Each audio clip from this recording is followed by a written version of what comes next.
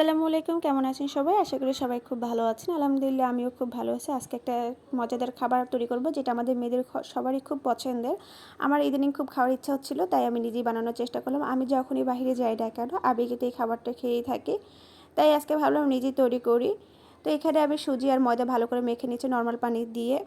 আমি আজকে ভেলপুরি বানাবো। এর আগে আমি অনেকবার ফুচকা বানানোর চেষ্টা করেছিলাম, কিন্তু একবারও হয়নি। তাই এখন ফার্স্ট টাইম আবার ভেলপুরি বানানোর চেষ্টা করছি, দেখি কেমন হয়। তো এটা আমি আধা ঘন্টার জন্য রেখে দেবো। আর এখন আমি ছোলা ডালগুলোকে সেদ্ধ করার জন্য দিয়ে দেবো প্রেসার কুকারে। এই যে এখানে আমি আধা ঘন্টা রাখার পর এটা দেখতে পাচ্ছেন অনেক সফটলি হয়ে গেছে। এখন আমি বানিয়ে নিচ্ছি। এটা কিন্তু বেশি পাতলা করা যাবে না, মোটা করতে হবে। আমি কিছু পাতলা করার কারণে আমারটা নরম হয়ে গিয়েছিলো, তাই আপনাদের বলে রাখছি এটা একটু মোটা মোটা করে রাখলে ভালো হবে। বেশিও মোটা করা যাবে না, বেশিও পাতলা করা যাবে না। এই যে এখানে আমার এগুলো বানানো শেষ। এখন আমি ভেজে নেব। আমি আগে তেল গরম করতে দিয়েছিলাম, এখন তেলগুলো গরম হয়ে গেছে, আমি এখন দিয়ে দিচ্ছি। আমার কাছে এগুলো খুবই ভালো লাগে, ফুচকা চটপুরি। আমরা যখন স্কুল কলেজে যাই আমার ফ্রেন্ডরা মিলে যখন একসাথে খাই তখন তো অনেক আনন্দ করে আর সবাই খুব মানে মজার সাথে এগুলো খেয়ে থাকি। আমার ফ্রেন্ডরা যখন মিলে কলেজে যায় তখন কিন্তু আমরা ফুচকা চটপুরি এগুলো মানে খেয়েই থাকি, আমাদের সবারই খুব পছন্দের এগুলো।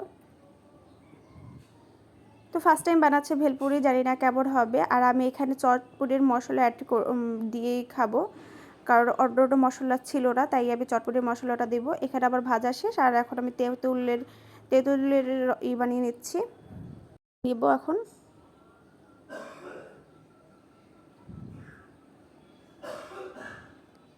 আমি এখানে কাঁচামরিচ অ্যাড করব না, আমি শুকনো মরিচ দিয়ে করব। আর একটু ঝাল ঝাল খাবো, আর এর জন্য আমি শুকনো মরিচ দিয়েছি। শুকনো মরিচগুলো অনেক বেশি ঝাল ছিল, তাই শুকনো মরিচই দিলাম।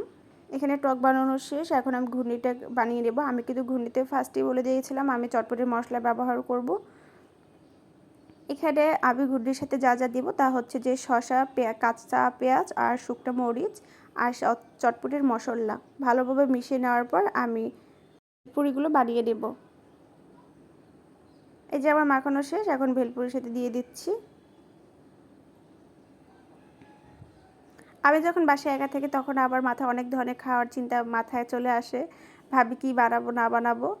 যখন কোনো কিছু খাওয়ার ইচ্ছা আগে থেকেই বলে রাখি সব কিছু আনার জন্য। তো আমার এইটা খাওয়ার তেমন কোনো চিন্তা ভাবনা ছিল না, হঠাৎ খুব খাওয়ার ইচ্ছা হলো তাই বানিয়ে ফেললাম। আমার কিছু কিছু ভেলপুরিগুলো একটু নরম হয়েছিল, তাই বলে দিলাম যে এটা একটু মোটা করেই করতে হবে, না হলে কিন্তু পাতলা এরকম নরম হয়ে যাওয়ার সম্ভাবনা বেশি থাকে। এই যে এখানে আমি কিছু বানিয়ে নিলাম, আরও কিছু আছে। দেখতে পাচ্ছেন কতটা সুন্দর হয়েছে, আর খেতেও খুব ভালো হয়েছিল। চটপটির মশলা দিয়েও কিন্তু খুব ভালো লাগে। আমি এক্সট্রা সব কিছু একটু রেখে দিয়েছি, বাকিগুলো যখন খাবো তখন ওগুলো দিয়ে খাবো। এই যে এখন খেতে চলে আসছে। তো কেমন লেগেছে আবার ভেলপুরির রেসিপিটা? যাদের যাদের ভালো লাগে তারা অবশ্যই বাসায় একবার চেষ্টা করবেন। আমার মতো যারা খেতে খুব পছন্দ করেন তারা তো অবশ্যই খাবেন। তো সবাই সুস্থ থাকবেন, ভালো থাকবেন। আল্লাহ হাফেজ।